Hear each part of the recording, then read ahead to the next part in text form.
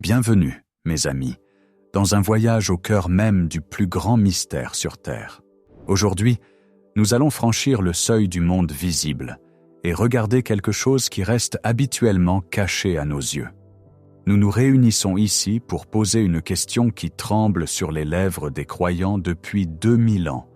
Que se passe-t-il vraiment lorsque le prêtre murmure ces paroles anciennes sur le pain et le vin? Est-ce un symbole? Est-ce un souvenir? Ou est-ce, comme nous le disent les saints, une réalité terrifiante et magnifique? Aujourd'hui, nous explorons la vision spirituelle de Padre Pio, un homme pour qui le voile entre le ciel et la terre n'était pas seulement fin, il était complètement déchiré. Nous explorerons le moment où il a vu l'hostie dans ses mains commencer à pulser, à saigner et se révéler comme le cœur vivant et battant du Christ. Avant de fouler ce sol sacré ensemble, faisons une pause pour un moment de charité et de connexion. Je vous invite à laisser vos intentions de prière dans les commentaires ci-dessous. Quel que soit le fardeau que vous portez, quel que soit le souci qui pèse lourdement sur votre cœur, déposez-le là. Si vous ne trouvez pas les mots, écrivez simplement « Amen ». Et je vous demande, comme un acte profond de miséricorde, de faire défiler et de trouver la prière d'une autre personne, peut-être un parfait inconnu, et de répondre par un mot d'encouragement comme « Dieu est avec vous ». De cette façon, nous nous assurons que personne dans notre communauté ne marche seul. Pour comprendre ce que Padre Pio a vu, nous devons d'abord comprendre comment il vivait. Pour la plupart d'entre nous, la messe est une cérémonie. C'est un rituel saint auquel nous assistons, un temps de prière et de réflexion. Mais pour Padre Pio, la messe n'était pas un rituel, c'était un déplacement physique. Il enseignait que la messe ne fait pas seulement mémoire du sacrifice de Jésus, elle le rend présent. Lorsqu'il se tenait à l'autel, il n'était plus dans une petite église de San Giovanni Rotondo. Spirituellement, il se tenait sur la terre rocheuse et tachée de sang du calvaire. Il ressentait la chaleur du soleil, l'agonie des clous et le poids écrasant du péché du monde. Beaucoup de ceux qui regardaient Padre Pio célébrer la messe étaient frappés par l'intensité de son silence. Il faisait souvent de longues pauses pendant la consécration, les larmes coulant sur son visage, son corps tremblant, comme s'il soutenait le poids de l'univers. Les gens se demandaient ce qu'il voyait pendant ces longues pauses agonisantes. Pourquoi pleurait-il? Pourquoi regardait-il l'hostie blanche avec un tel mélange de terreur et d'adoration? La réponse réside dans une expérience profonde et spécifique qui définit sa vie mystique. Padre Pio a confié à ses directeurs spirituels que pendant la consécration, le voile du pain se dissolvait souvent sous ses yeux. Imaginez la scène. C'est le petit matin, avant que le soleil ne soit complètement levé. L'église est sombre, remplie de l'odeur de la cire d'abeille et de l'encens. Padre Pio se tient à l'autel, ses mains blessées portant les stigmates, les marques mêmes de la passion du Christ, tremblant alors qu'il tend la main vers l'hostie. Il murmure les paroles de Jésus « Ceci est mon corps ». Pour nous, qui regardons, le pain reste rond, blanc et immobile. Mais pour Padre Pio, dans ce moment d'extase, la substance changeait visiblement. Il décrivait voir l'hostie non pas comme de la matière morte, mais comme de la chair vivante. Il la voyait devenir rouge. Il la voyait commencer à pulser. Il ne tenait pas un morceau de pain. Il tenait un muscle vivant, un cœur humain qui battait au rythme d'un amour infini et d'une douleur infinie. Il décrivait la sensation de chaleur. L'hostie n'était pas froide au toucher, elle était brûlante. Elle rayonnait un feu qui, disait-il, l'aurait entièrement consumé si Dieu n'avait pas fortifié son enveloppe mortelle pour le supporter. C'était le Sacré-Cœur de Jésus, vivant et saignant dans ses mains.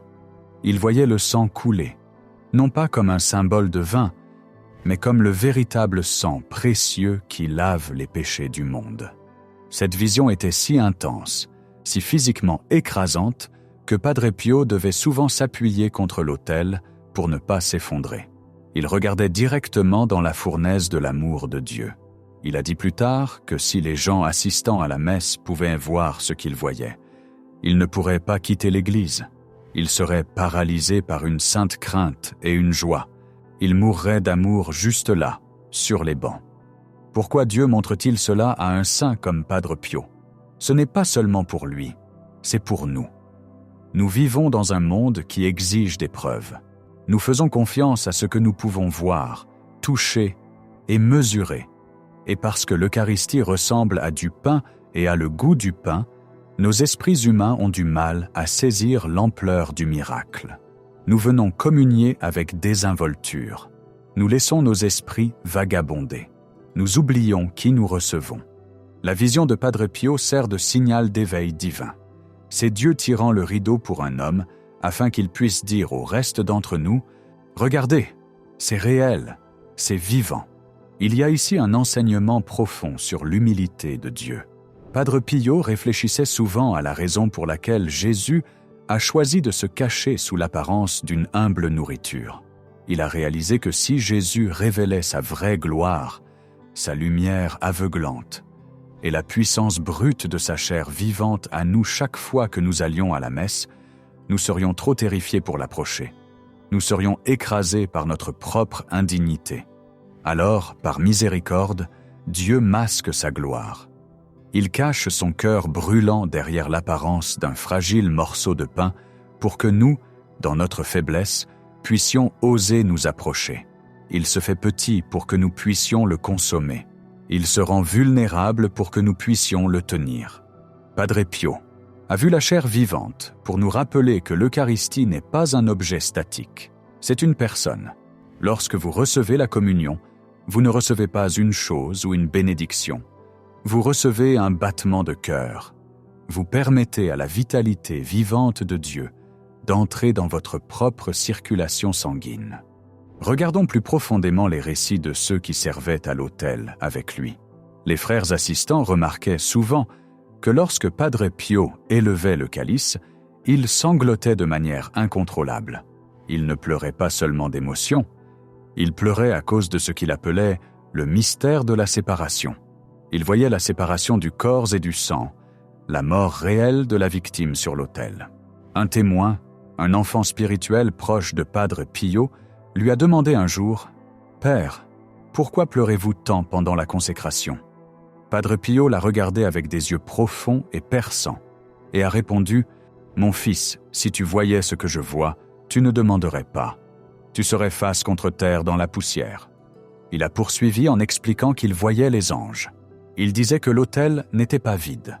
Au moment de la consécration, il voyait des milliers d'anges entourant l'autel, tremblant de crainte. Il disait que les séraphins et les chérubins, les anges les plus élevés du ciel, se couvrent le visage devant l'hostie. Eux qui se tiennent devant le trône de Dieu pour l'éternité sont en admiration devant le fait qu'un prêtre humain puisse tenir Dieu dans ses mains. Padre Pio enseignait que les anges nous envient pour une seule raison. Ils ne peuvent pas recevoir la Sainte Communion. Ils peuvent voir Dieu, ils peuvent adorer Dieu, mais ils ne peuvent pas consommer Dieu. Seuls nous, êtres humains humbles et brisés, avons ce privilège inimaginable, et pourtant Padre Pio se lamentait. Nous le traitons avec une telle indifférence. Il y a l'histoire d'une femme venue à San Giovanni Rotondo, sceptique et pleine de doutes. C'était une femme de science, une personne qui ne croyait qu'en ce qui pouvait être prouvé. Elle a assisté à la messe de Padre Pio par curiosité, se tenant près du fond, le regardant d'un œil critique. Alors que le moment de la consécration approchait, elle regardait le vieux frère. Elle voyait la façon dont son corps se tordait de douleur, la douleur des stigmates dans ses mains et ses pieds qui saignaient fraîchement pendant la messe. Elle voyait la sueur sur son front. Mais au moment où il a élevé l'hostie, quelque chose a changé dans son cœur. Elle n'a pas vu le pain se changer en sang avec ses yeux physiques, mais à travers le témoignage de Padre Pio, elle a ressenti une soudaine et perçante réalisation. Elle voyait la façon dont il regardait l'hostie comme un homme regardant le visage de sa bien-aimée. Elle voyait qu'il ne regardait pas une oubli. Il interagissait avec une personne. À ce moment-là, Le scepticisme l'a quittée. Elle est tombée à genoux, en pleurant. Elle a dit plus tard, « Je n'ai pas vu Jésus, mais j'ai vu Padre Pio voir Jésus, et cela a suffi. » C'est la puissance de son témoignage. Il comble le fossé pour nous. Quand notre foi est faible, nous pouvons nous appuyer sur la vision de ce saint. Nous pouvons emprunter ses yeux. Padre Pio parlait souvent de la terrible réalité de la messe. Par terrible, il ne voulait pas dire mauvais. Il voulait dire terriblement grand. Il voulait dire une réalité si immense qu'elle ébranle les fondations de la terre. Il disait que le monde pourrait exister plus facilement sans le soleil que sans le saint sacrifice de la messe. Pensez-y un instant. Si le soleil s'éteignait, la vie prendrait fin. Mais Padre Pio dit que la messe est encore plus vitale. Pourquoi ? Parce que la messe est le battement de cœur du monde. C'est le flux continu de grâce qui empêche la justice de Dieu de nous submerger. C'est la supplication constante du Fils au Père disant « Aie pitié d'eux ». Lorsque Padre Pio voyait l'hostie comme de la chair vivante, il voyait aussi la souffrance qu'elle contenait. Il enseignait que Jésus ne souffre plus au ciel, il est glorifié. Mais dans le mystère de la messe, le sacrifice est rendu présent. Padre Pio ressentait la solitude de Gethsémani. Il ressentait la trahison de Judas. En fait, il disait que les communions négligentes, les communions reçues sans amour, sans repentance, sans concentration, étaient comme le baiser de Judas brûlant sur le visage du Christ. Il a dit un jour « Si vous saviez combien Jésus souffre lorsque nous le recevons avec un cœur froid, vous mourriez de chagrin. » Il voyait le cœur vivant de Jésus dans l'hostie battre non seulement d'amour, mais d'un désir d'être aimé en retour. La chair pulsante qu'il voyait était un cœur qui languissait. Alors, comment cela nous change-t-il ? Comment prenons-nous cette vision miraculeuse de l'hostie sanglante et la laissons-nous transformer nos dimanches matins ? Cela change tout sur la façon dont nous entrons dans une église. Lorsque nous franchissons ces portes, nous n'entrons pas dans une salle de réunion. Nous entrons dans la cour du roi. Lorsque nous regardons le tabernacle, nous ne regardons pas une boîte dorée. Nous regardons la prison d'amour, où le Créateur de l'univers nous attend. Cela change notre façon de prier. Au lieu de réciter des mots par cœur, nous pouvons parler à l'hostie comme nous parlerions à un ami assis juste en face de nous parce qu'il l'est. Et surtout, cela change notre façon de recevoir. Imaginez si vous voyiez ce que Padre Pio voyait. Imaginez si le prêtre plaçait dans votre main ou sur votre langue non pas une oubli, mais un morceau de muscle cardiaque saignant et pulsant, chaud de vie. Comment réagiriez-vous ? Vous trembleriez. Vous seriez terrifié de laisser tomber ne serait-ce qu'une miette. Vous seriez submergé par l'intimité de la chose. Padre Pio nous dit, c'est la réalité. Le voile nous empêche de voir le sang. Mais la substance est exactement cela. C'est le cœur de Dieu. Nous devons approcher l'autel avec ce que l'Église appelle une sainte crainte. Pas la peur d'être puni, mais la peur de blesser l'amour, la peur de traiter quelque chose de précieux comme si c'était banal. Nous devrions approcher avec une faim, sachant que c'est la seule nourriture qui peut guérir nos âmes brisées. Il y a un lien magnifique entre les stigmates de Padre Pio et l'Eucharistie. Pendant 50 ans, Padre Pio a porté les plaies ouvertes du Christ. Il perdait une tasse de sang chaque jour. Il vivait dans une douleur constante. La science médicale n'a jamais pu expliquer pourquoi ces blessures ne s'infectaient jamais et ne guérissaient jamais. Mais à la lumière de l'Eucharistie, cela prend tout son sens. Padre Pio est devenu un autel vivant. Il était si uni à Jésus qu'il a commencé à lui ressembler. Il a commencé à saigner comme lui. Lorsqu'il tenait l'hostie sanglante, c'était l'abîme appelant l'abîme, le sang du serviteur appelant le sang du maître. Il nous a montré que plus nous nous rapprochons de l'Eucharistie, plus nous serons transformés. Nous ne saignerons peut-être pas physiquement, mais nos cœurs changeront. Nous deviendrons plus patients, plus aimants, plus disposés à nous sacrifier pour les autres.